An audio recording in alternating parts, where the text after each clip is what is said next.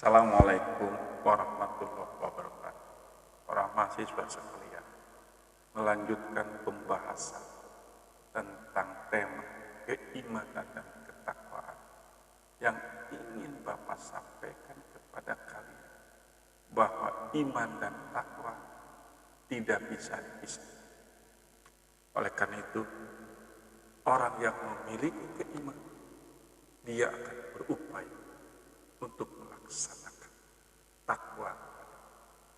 Demikian pula sebaliknya, orang yang bertakwa kepada Allah, maka dia yakin akan ada perhitungan kelak sesudah tidak ada di dunia.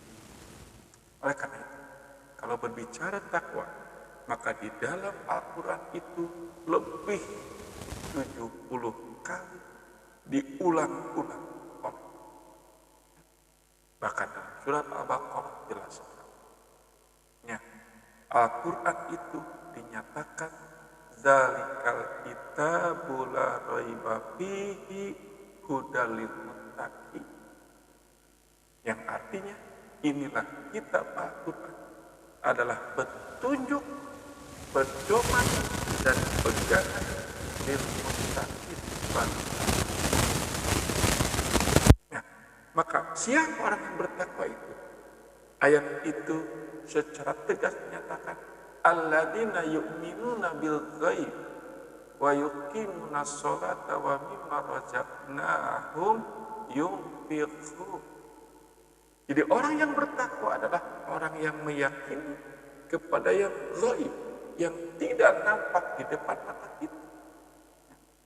Salah satunya kita meyakini bahwa yang kita sembah adalah Allah Subhanahu wa Ta'ala, memberi rezeki kepada setiap hari, kepada kita setiap hari. Kita diberi nafas, diberi oksigen. Ini adalah kasih sayang Allah yang luar biasa.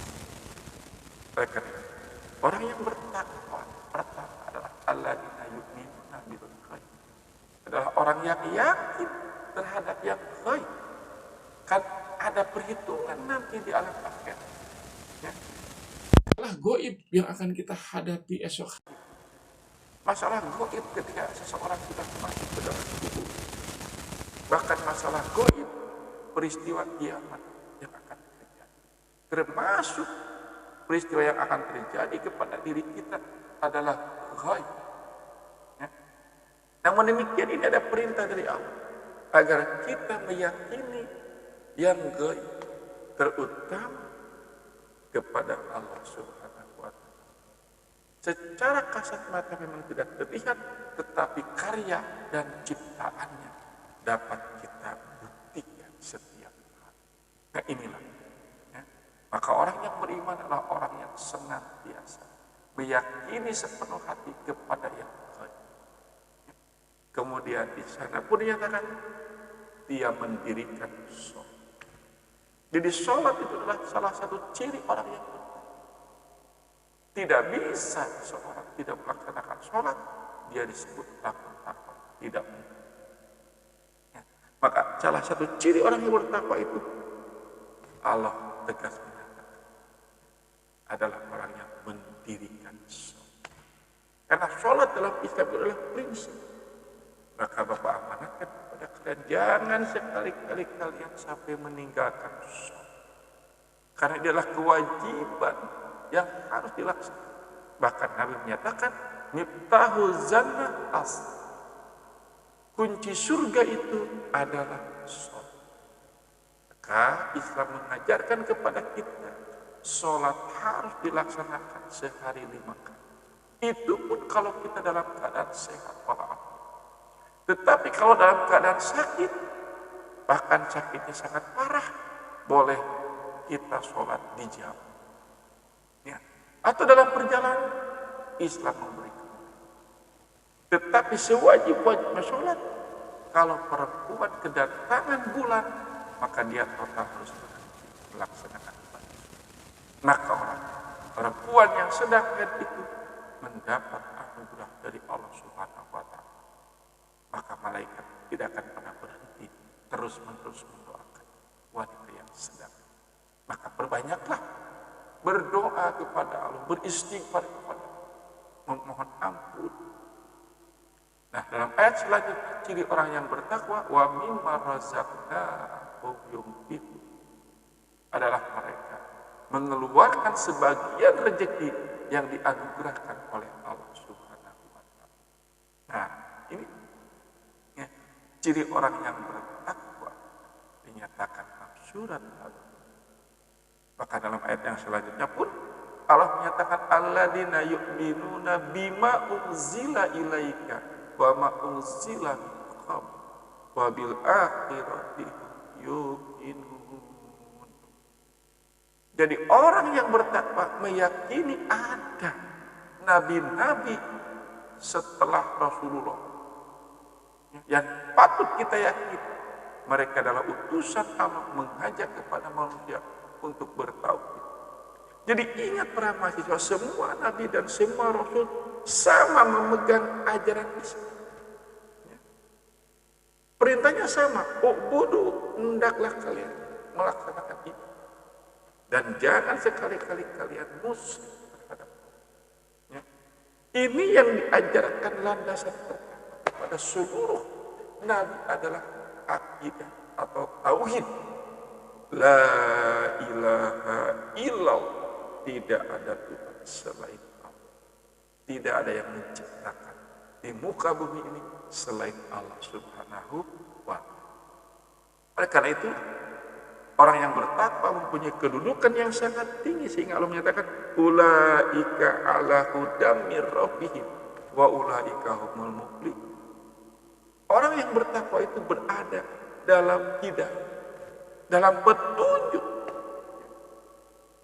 Allah akan memberikan pahala yang berlipat ganda bagi orang yang bertakwa. Sebagaimana janji Allah, ulaika ala hudam mir rabbihim wa ulaika humul muflihun, dan mereka mendapat kemenangan. Nah, ini. Ya. Makanya Bapak ingatkan kepada kalian menyambung kepada surat Al-Hasr ayat 8. Di situ tegas Bapak mengulang kembali, ya ayyuhalladzina amanu taqul. Wahai orang-orang yang beriman, bertakwa kalian kepada Allah. Wal tandur nafsu maqaddamat liqad, dan hendaklah kalian mempersiapkan bekal untuk menghadapi hari ini. Kenapa harus mempunyai bekal? Karena perjalanan hidup kita ini sangat panjang sekali, sangat luas, dan kita tidak pernah tahu apa yang akan terjadi dengan diri kita selanjutnya. Karena ini adalah rahasia Allah. Makanya Bapak mengingatkan kepada kalian dengan hadis yang tadi Bapak sampaikan, innamal a'malu binniyat. Amal itu sangat tergantung kepada. Kalau niat kita baik, insya Allah hasilnya bukan. Kalau niat kita buruk, niat kita busuk, maka hasilnya pun bukan. Baik. Tetap kita harus berupaya menjadi orang yang beriman. Terlebih Allah menyatakan dalam surat Al-Hujurat ayat ke-13, inna akramakum indallahi atqakum. Sesungguhnya orang yang paling mulia di antara kamu sekalian adalah mereka orang yang beriman. Jadi kemuliaan dan derajat tertinggi di muka bumi ini bukan karena harta dan jabatan, bukan karena berlimpahnya kedudukan. Itu adalah kehidupan dunia. Tetapi Allah menyatakan dalam ayat itu, orang yang paling mulia di antara kamu sekalian atqakum adalah mereka yang bertakwa.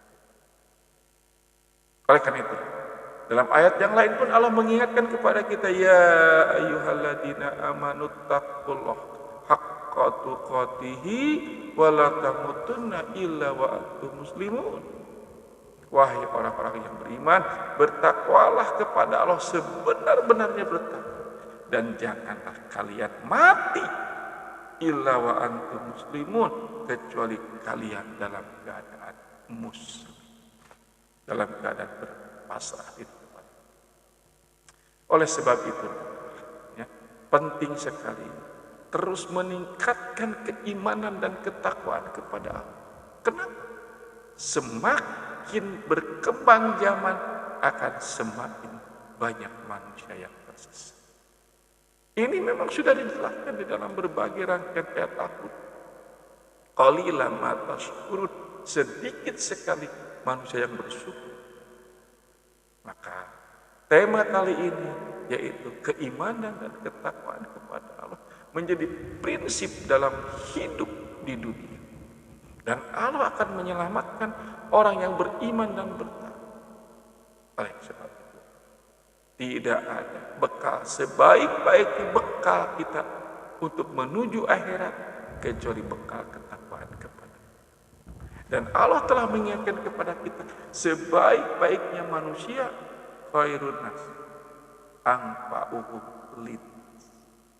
Sebaik-baiknya manusia adalah orang yang bermanfaat bagi manusia yang lain. Ya.